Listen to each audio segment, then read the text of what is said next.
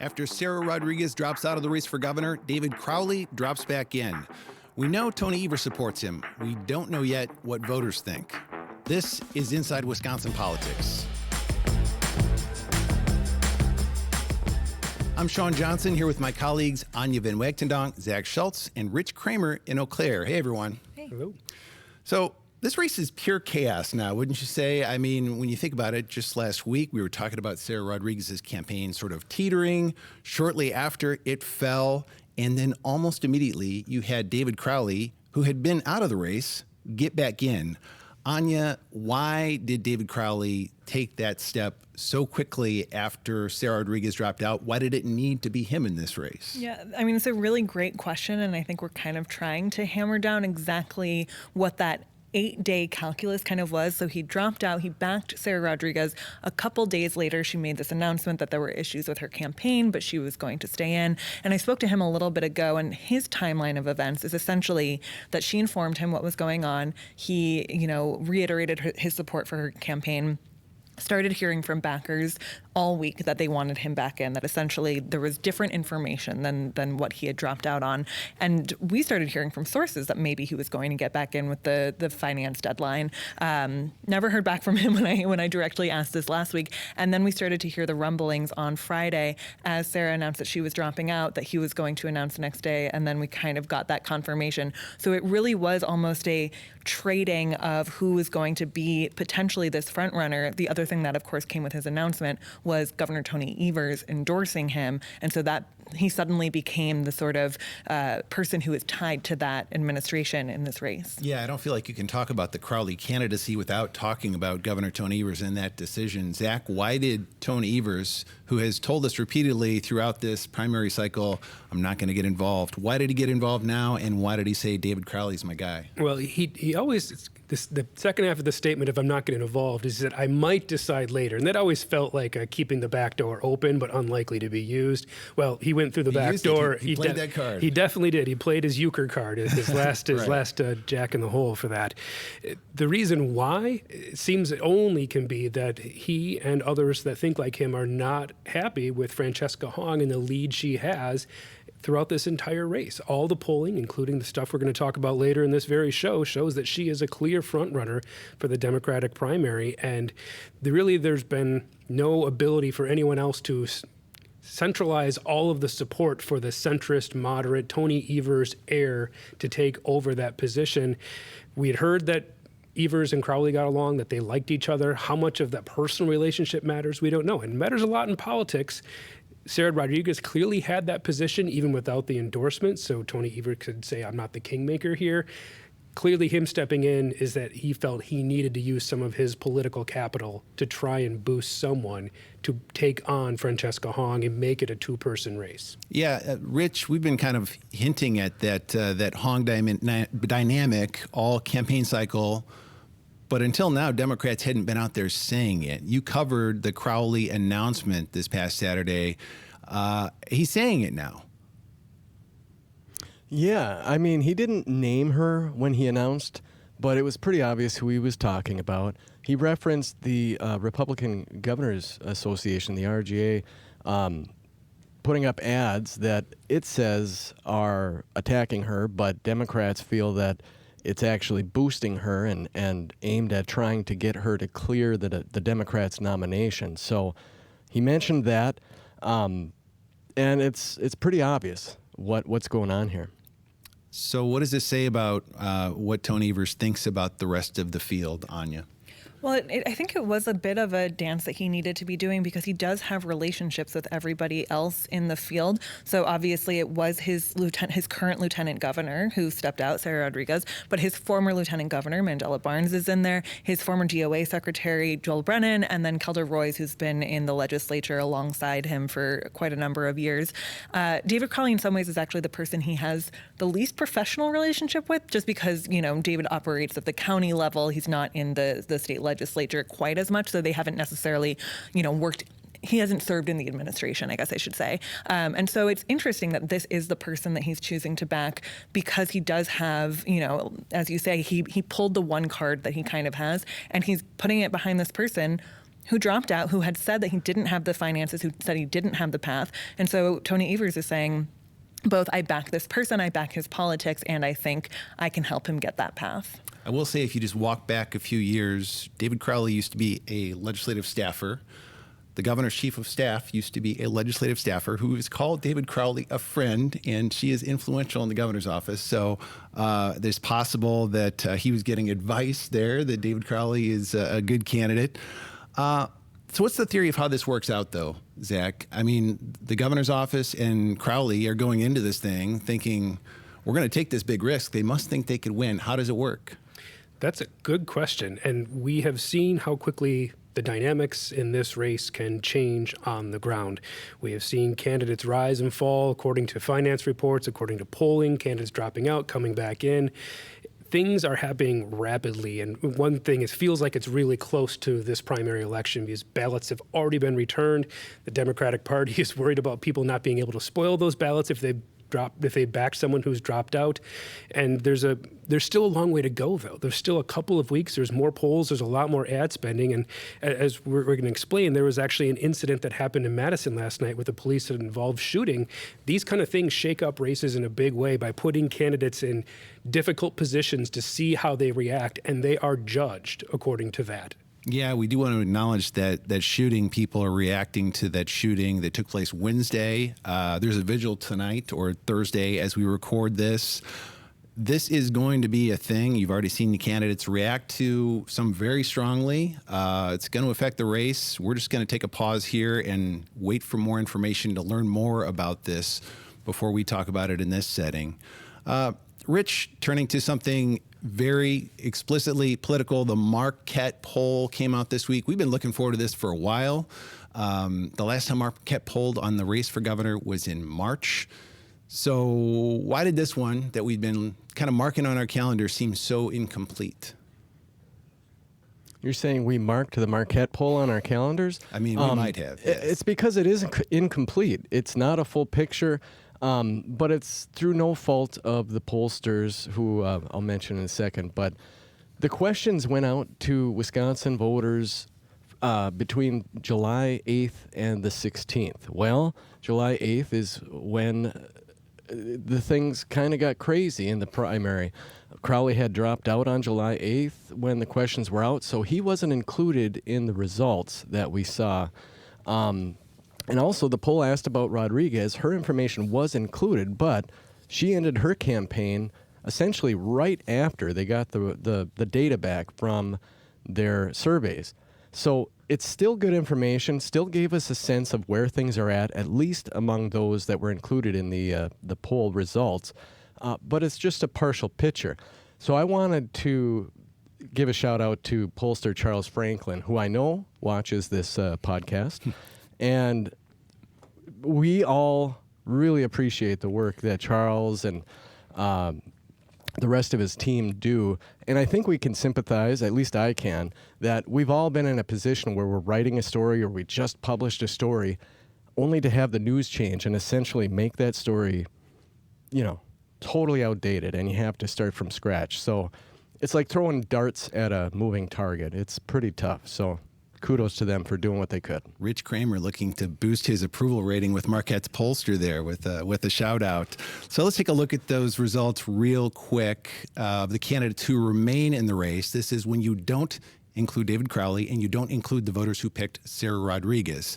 Francesca Hong leads the pack with 27%, followed by Mandela Barnes with 18%, Joel Brennan with 5%, Kelderoys with 2%, and 48% undecided.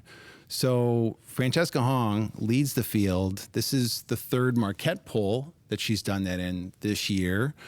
Does she have this locked up?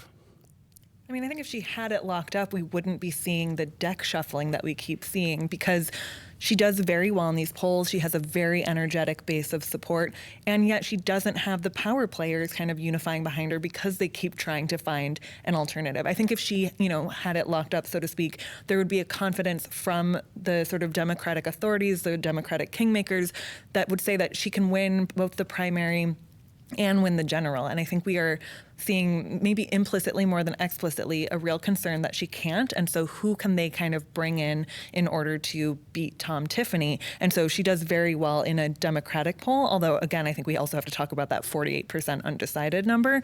But can she do well in a general? That's sort of the big question that Democrats are very worried about. Yeah, let's talk about that. 48%, nearly half of the people, half of the Democratic voters who respond to this saying, I don't know who I'm going to vote for. Zach, what's the deal? We've been doing podcasts about this rate all summer. Why are so many people not sure about this, what we thought was going to be a very high-profile race for governor? Because those 48% make up a lot of people who don't watch this podcast, so they are not as informed. There are a lot of people who don't pay attention to politics until the very end. I just got the first campaign flyer in my mailbox this morning. They're starting to come. Those people will follow along. Another thing that happens in primaries pretty regularly is people wait to see if there is a front runner. They don't like to waste their vote on someone who will not win, or they're going to say, well, I like this person, but they're in fourth place and they're not polling very high. Why would I throw it behind them? Who's my next favorite? Which is another good thing the Marquette poll does. They do. Who is your next favorite in line? Another thing to look at is Tom Tiffany is unopposed in Republican primary. There's still 30% undecided there. Now, that's quite a finding. They're going to vote for the Republican, but I think you can take that 30%, put it over and compare it to the 48% for the Democrats and go, okay, there's just a lot of people that either aren't tuned in yet or they're waiting to the last minute to figure out who is actually the front runner, who do I trust to be the candidate for my favorite party. A large portion of Wisconsinites have just been living their lives this year, it turns out, and will turn out kudos to them. Kudos to them. So what about the candidates who are toward the bottom of this polling?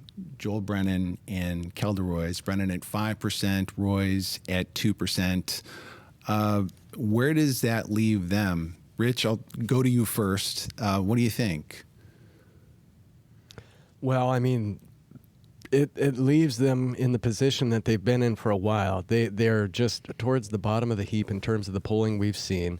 So ultimately, they and their supporters and their donors have decisions to make, whether they stay in the race or whether they drop out and endorse someone like a Crowley or a Hong or a Barnes or whoever. I've never been in that position. I don't know what all you have to think about.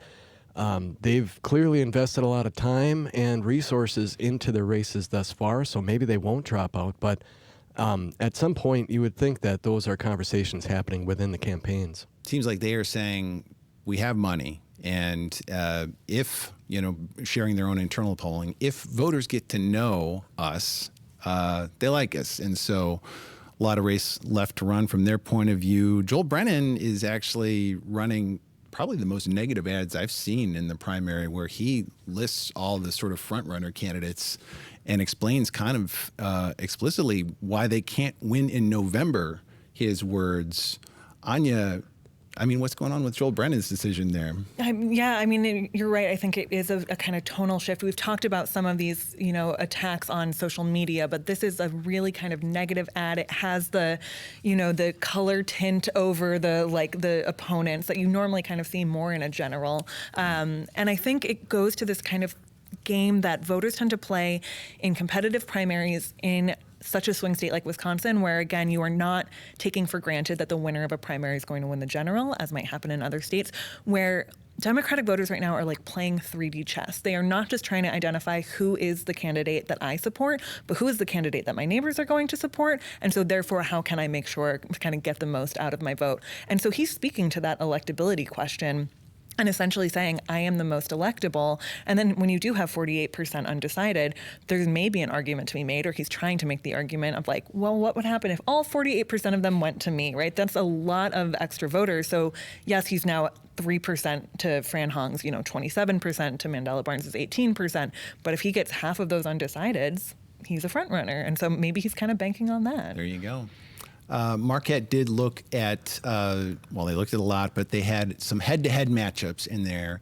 If you look at those, you get a slightly different story. Of the Democrats in the race right now, not including David Crowley, only Mandela Barnes defeats Tom Tiffany in a head-to-head matchup by a 44 to 40% split among registered voters. Tiffany leads Francesca Hong 43 to 40%. So a +4 for Mandela Barnes, -3 for Francesca Hong.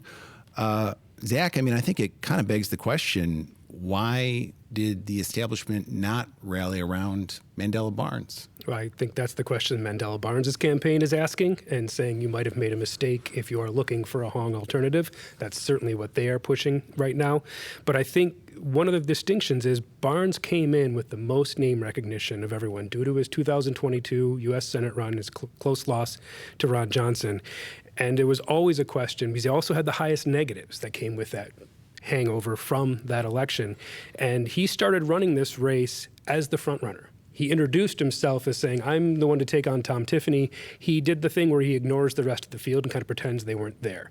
And then partway through this election, I think he or his campaign realized, oh no, Francesca Hong is there. I do have to take her seriously. So he kind of had to shift his tone to talking about his competitors, where I think at first he was running the 2022 U.S. Senate primary, where all of his competitors dropped out at the end, and he basically had the field to himself. That didn't happen.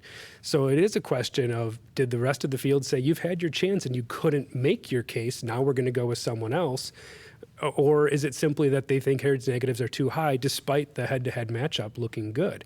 So it is a legitimate question for Evers. It's a legitimate question for voters out there of how should they take all these different pieces of information. And that's what happens when you have this many centrist or moderate candidates all trying to claim that one mantle, is they can divide the field, which is what they're doing. And now Mandela Barnes is attacking the establishment, which was definitely his friend 4 years ago. We should talk real quick before we wrap up here today about what happens with all these tens of thousands of voters who cast absentee ballots and maybe want to change those ballots. A short answer, can they? No. Well, Not at this moment. Yeah, according to Wisconsin Election Commission guidance, the answer is no. That guidance was issued, voted on July 9th, issued on July 10th. Anya, you had a well. Well, yes. So, truly moments before we started taping, I got sent motions that were filed in court. So there is now a lawsuit about this. I did not have a chance to open those documents, and so we won't talk about them today. I skimmed them. Yeah. But I They're suspect that we'll saying talk the about them commission soon. is wrong. Yeah, that's yeah. right. And that's something that's going to need to get resolved pretty quickly. The primary is August 11th. And so for people who, you are talking tens of thousands of people who voted, 80,000 people have now voted absentee. So that's definitely something that we'll have to watch get resolved through the courts potentially. But as of right now, those votes cannot be counted in this very quickly shifting race for governor. Well, they're counted, but they just can't be They're- disqualified so they cannot- and recast. I'm glad you corrected me there. They will absolutely They will count. actually be counted no matter who you voted them for. But changing your mind is not a reason to recast your ballot according to Wisconsin Elections Commission guidance. So that's all the time we have for today. Thanks for joining us. This has been Inside Wisconsin Politics. Be sure to follow us on pbswisconsin.org, WPR.org, YouTube, or wherever you get your podcasts.